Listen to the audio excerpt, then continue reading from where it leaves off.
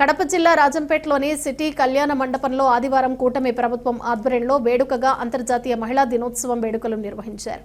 ఈ కార్యక్రమంలో ముఖ్య అతిథులుగా పాల్గొన్న టీడీపీ నియోజకవర్గ ఇన్ఛార్జ్ చామర్తి జగన్మోహన్ రాజు, సబ్ కలెక్టర్ సిహెచ్ భావన, బీజేపీ పార్లమెంట్ అధ్యక్షుడు సాయి లోకేష్ తదితరులు పాల్గొన్నారు.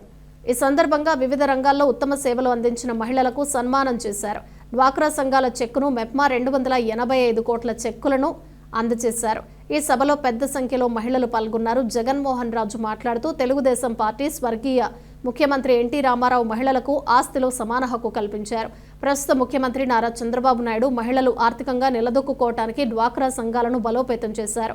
యువ నాయకుడు నారా లోకేష్ మహిళల గౌరవాన్ని పెంపొందిస్తూ వారికి భద్రతా భరోసా కల్పించారు. తెలుగు ప్రజల్లో తెలుగుదేశం పార్టీ రాకముందు ఆడవాళ్ళందరినీ అమ్మగానే గుర్తించారు.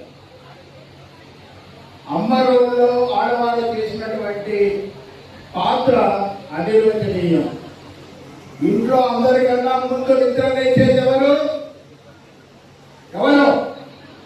మహిళలేనా? అందరికన్నా చివరిగా నిద్రపోయేది ఎవరు? ఈ మధ్యలో అందరికీ అన్ని అమర్చేది ఎవరు? మరి మీకన్నా గొప్పవారు ఏమన్నా ఉన్నారా? ఈ పాత్రను చాలా చక్కగా పోషిస్తూ వచ్చారు. అయితే అమ్మగా వీళ్ళు చక్కగా పాత్ర పోషిస్తూ ఉన్నారు. వీళ్ళ నుంచి అమ్మోడి శక్తిని కూడా బయటకు తీయాలని ఆలోచించేది తెలుగుదేశం పార్టీ. అవునా కదా? మహిళలకి తెలుగు రాష్ట్రాలలో గౌరవం దక్కింది అంటే కేవలం తెలుగుదేశం పార్టీ నాయకుల వల్ల. అందులో ముందర ఏమో తెలుసా?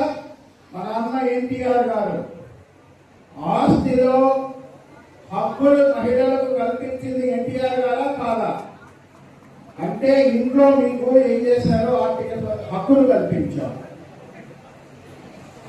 ఆ తర్వాత ఆ వారసత్వం పుచ్చుకున్నటువంటి చంద్రబాబు నాయుడు గారు ఆస్తులుంటే సరిపోదు, ఆడవారు మహిళలు గడప దాటితే అభివృద్ధికి సంకేతాలు అవుతారు, సమాజంలో ఉన్నటువంటి పేదరికాన్ని తీర్చి చెట్టాలంటే ఆడవారు అమ్ముళ్ళు కావాల్సిందే అని మీకోసం మహిళా సంఘాలను సృష్టించినారు. మహిళలు ఆర్థికంగా ఎదిగేదానికి ఎన్నో చర్యలు చేపట్టడం జరిగింది. అవునా కదా?